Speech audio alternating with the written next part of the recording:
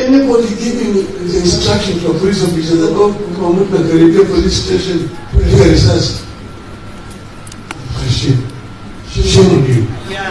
Shame on you. You should not encourage taking away of life in a way which is not constitutional. Somebody has committed a crime that person to be subjected to law.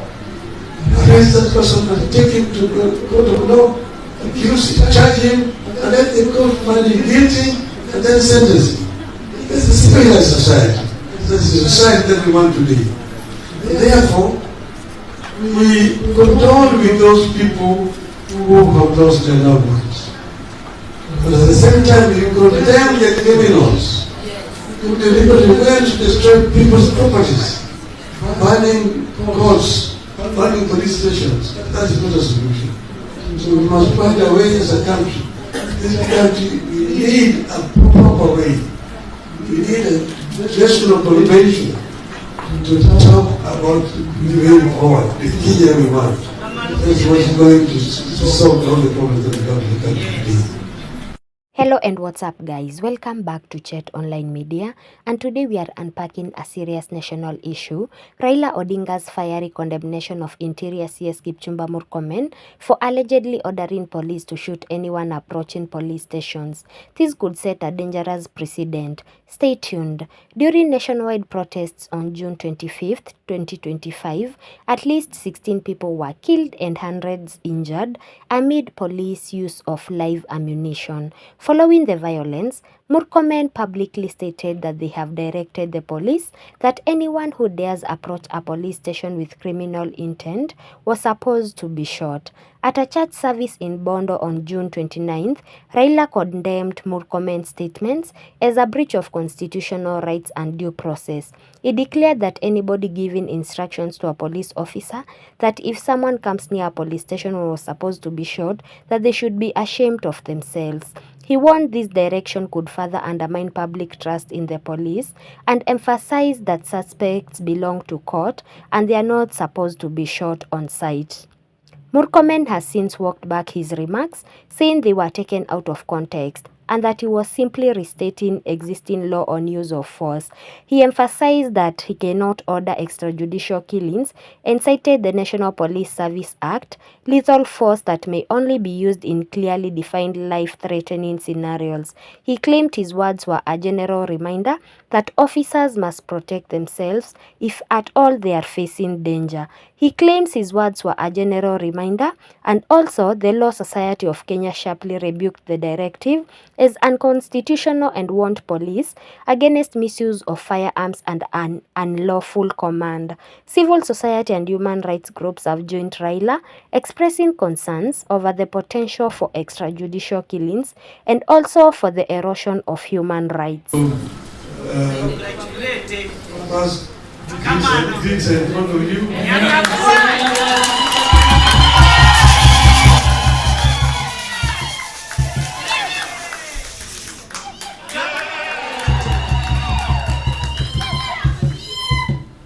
This is our contribution.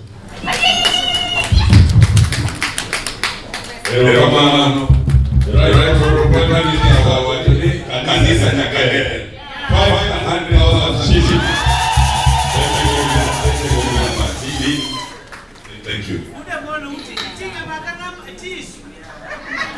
Fred Matiangi has also called for a national dialogue with Gen Z and young Kenyans, urging the government to listen rather than respond with repression. He warned that suppressing youth voices could tear Kenya apart and urged parents to empathize with and guide their children. He criticized the shift towards blame games and excessive reliance on force by security forces, pushing instead for accountability and constructive engagement.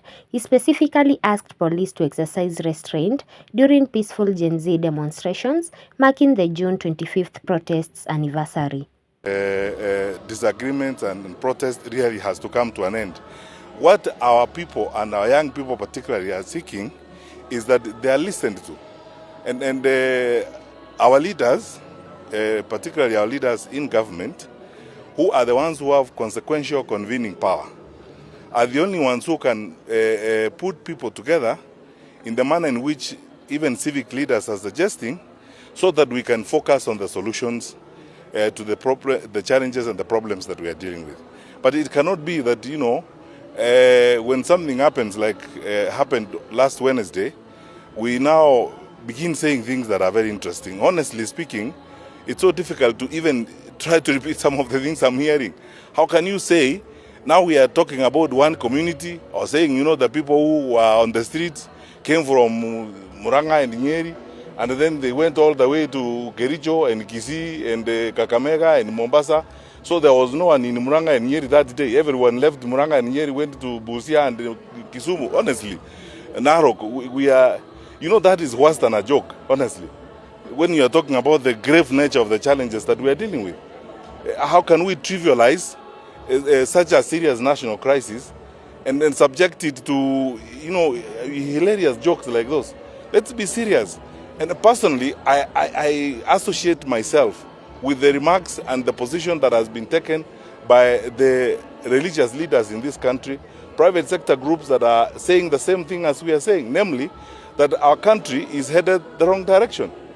And this is not rocket science. You don't need a PhD from Harvard to know we are headed the wrong direction. You can see it. It's written all over the place. And in saying so, we are saying this is a patriotic moment. It's a moment for all of us to cross ranks. Wacha tuweke kando hata hiyo mambo ingine yote, siasa nini. We're talking about uchaguzi is 25 or 26 months away. Our country must survive first, and we must be a stable nation before we get there. So let us not even stop talking about those businesses, about elections and stuff like that. Focus on the stability of the country. I have been moving around, talking to people. I go to, meet people. Look here, I am in charge here today, sitting with these leaders.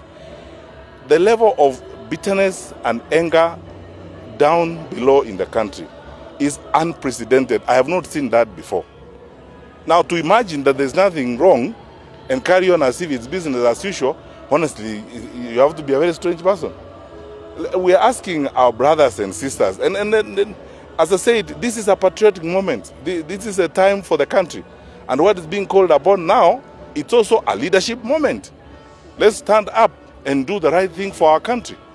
And it cannot be based on excuses, some of them lovable. That, I don't know who, I saw them on the TV, they're dropping money. So when you saw them dropping money, why didn't you arrest them? Because, when leaders tell us these things, and I've said this several times before, I mean, as a minister, if I was a cabinet minister myself, as a minister, I would never make allegations. Sasa niwaambie nyinyi wananchi mfanye nini? Hamuna pingu, hamuna polisi, hamwezi kukamata mtu. Sasa nikuje kulia huko kwa wananchi, mfanye nini nyinyi wananchi? Yule ako na madaraka wa kufanya hiyo kazi, hawezi kuja aseme ni wale ama ni huyu. If you have evidence huyo mtu ako na maneno, onyesha watu hiyo evidence ndio hii, huyu amefanya makosa haya na hatutaki mtu akufanya makosa kama haya. Sasa sio wakati wa kulaumiana tafadhali. Sasa tuende kwa kazi. And these leaders wajue kwamba all of us, the citizens they lead, sisi tunataka kuwa support wakitafuta solutions kwa nchi yetu. Wacha sasa tuache hii maneno ya kuongea eti nini siasa nini. Elections are 26 or 25 months away. We can't now spend all our time on that and the country is burning. So that is my view, and that's what I think needs to happen. Let us put all our energy now on the solutions to our country. We need a stable country, we need a progressive country, we need a country that works together, and we need a country where we can live together. Let's stop this business of now starting to drag excuses. Is one community.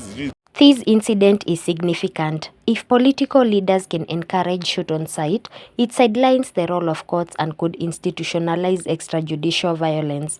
Raila's stance brings that critical issue into the spotlight. Who holds power in a democracy, the people or those with guns? Do you see Murkomen's original words as reckless incitement or simply a reminder of existing police procedures? Drop your thoughts below in the comment section. If you found this breakdown useful, hit like, subscribe and share this video. Let's stay informed and hold leaders accountable. Thanks for watching and see you on the next one.